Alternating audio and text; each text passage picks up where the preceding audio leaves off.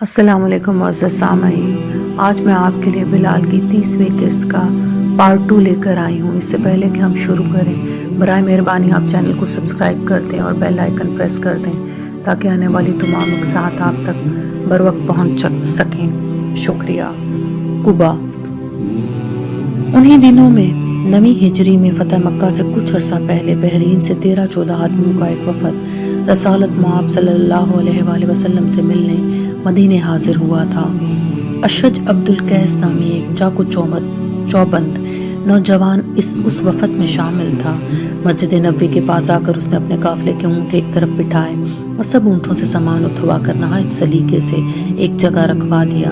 پھر اطمینان سے اپنا ایک تھیلا کھولا اور 2 سفید دھلے ہوئے کپڑوں کا جوڑا نکالا۔ منہ ہاتھ دھو کر راستے کی گرد دور کی اور صاف ستھرے کپڑے پہن کر اپنے ساتھیوں سمیت رسول پاک صلی اللہ علیہ وآلہ وسلم کی خدمت میں حاضر ہوا۔ مہمانوں کی آمد پر میں حسب دستور حضور صلی اللہ علیہ وسلم کے احکامات کے انتظار میں ایک طرف کھڑا تھا۔ اشج آگے بڑھا، نہایت مؤدبانہ انداز میں حضور صلی اللہ علیہ وسلم سے مصافحہ کیا اور آپ کے دست مبارک کو بوسہ دیا۔ اس کے بعد اس نے اپنا اور اپنے وفد کا تعارف کرایا اور اسلام سے اپنی رغبت کا اظہار کیا۔ کئی اور صحابہ بھی موجود تھے۔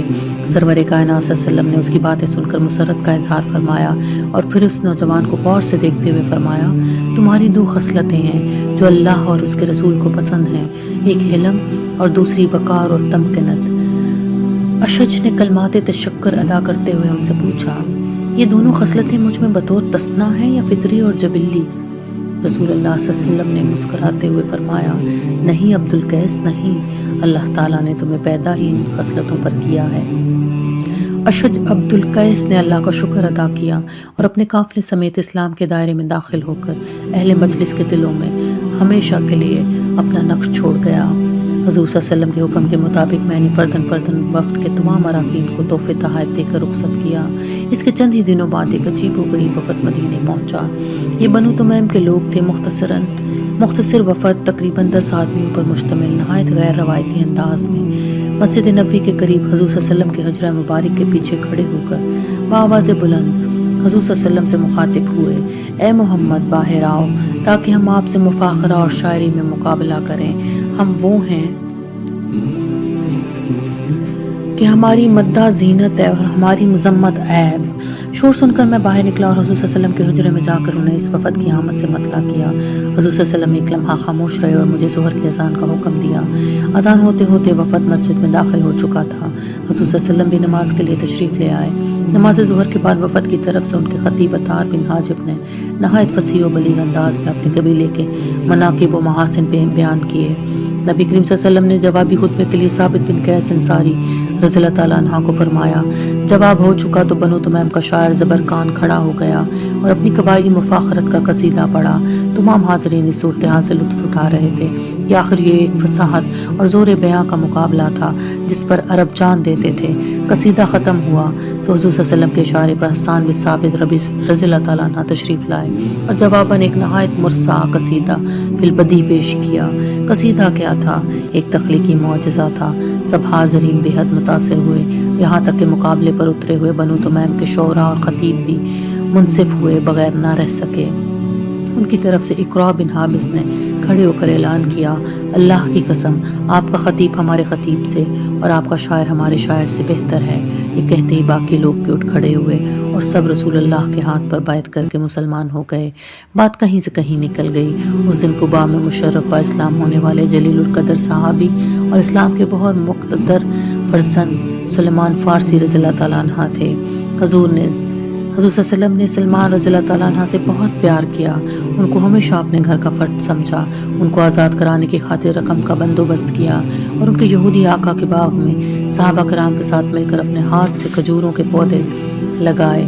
کلمہ شہادت پڑھنے کے بعد سلمان رضی اللہ تعالیٰ عنہ نے نبی اکرم کو اپنی داستان سنائی کہ وہ ایک زرتشتی خاندان میں پیدا ہوئے جو اصفہان کے قریب ایک گاؤں میں رہتا تھا، اور پھر کس طرح وہ تلاش حق میں عیسائی راہبوں کی صحبت میں شہروں ملکوں پھرتے رہے، کبھی شام، کبھی موصل، کبھی عراق کے شمالی علاقوں میں، اور کس طرح ان کے آخری مرشد نے اپنی وفات سے پہلے انہیں بتایا کہ مزید ہدایت وہ ایک نبی برحق سے پائیں گے جن کے آنے کا وقت ہو گیا ہے۔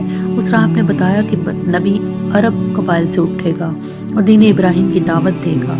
پھر وہ اپنے وطن سے ہجرت کر کے ایک نخلستان میں آباد ہوگا جس کے دونوں طرف منجمد لاوے کی پتھریلی زمین ہوگی۔ اس کی پہچان یہ ہوگی کہ وہ ہدیہ قبول کرے گا مگر صدقہ نہیں، اور اس کے شانوں کے درمیان مہر نبوت ہوگی۔ جب سلمان رضی اللہ تعالیٰ عنہ نے یہ سنا تو انہوں نے بنو کلب کے ایک قافلے میں شامل ہو کر عربستان کا رخ کیا۔ ان کی کچھ بکریاں بھی ان کے ساتھ تھیں۔ پہلے تو بنو کلب کے قافلے نے ایک ایک کر کے ان کی ساری بکریاں کھا لیں۔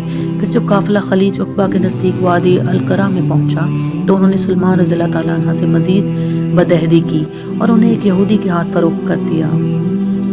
وادی القرا کے سرسبز علاقے کو دیکھ کر سلمان رضی اللہ تعالیٰ عنہ کو اکثر ہی خیال آتا کہ کہیں یہی وہ جگہ نہ ہو جہاں اللہ کے نبی کو آنا ہے، لیکن یہاں پتھریلے لاوے کے نشان نہیں تھے۔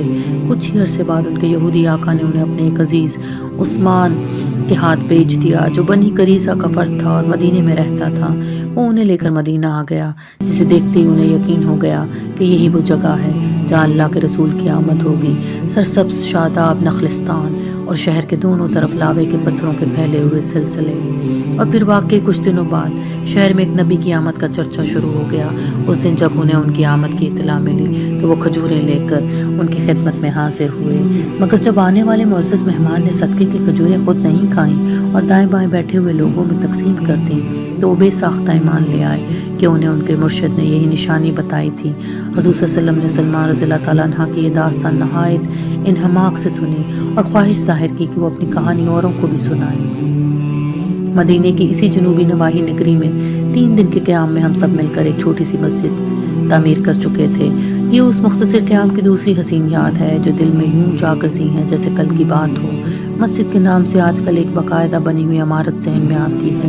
اسلام کی یہ پہلی مسجد جو اللہ کے رسول صلی اللہ علیہ وآلہ وسلم کے فرمان پر ہم نے قباء میں تعمیر کی، ایک کھلا صحن تھی۔ تقریباً 100 نمازیوں کے لیے کلثوم رضی اللہ تعالیٰ عنہ کے گھر سے کوئی 100 قدم کے فاصلے پر ایک قطعہ زمین ہموار کر لیا گیا، اس پر پڑے ہوئے پتھر اٹھا دیے گئے، جھاڑیاں کاٹ دی گئیں اور اس خطے کو ایک ہاتھی کی شکل دے دی گئی۔ یہ تھی اسلام کی پہلی مسجد جہاں مسلمانوں نے جو اپنے ہاتھ دیے برحق صدیق کی امامت کے لیے ترسے ہوئے تھے، ایک عرصے بعد ان کی ابتدا میں نماز ادا کی۔ اسی مسجد میں مدینے کے 9 مسلموں کو پہلی مرتبہ اللہ کے رسول صلی اللہ علیہ وآلہ وسلم کے ساتھ نماز ادا کرنے کا شرف حاصل ہوا۔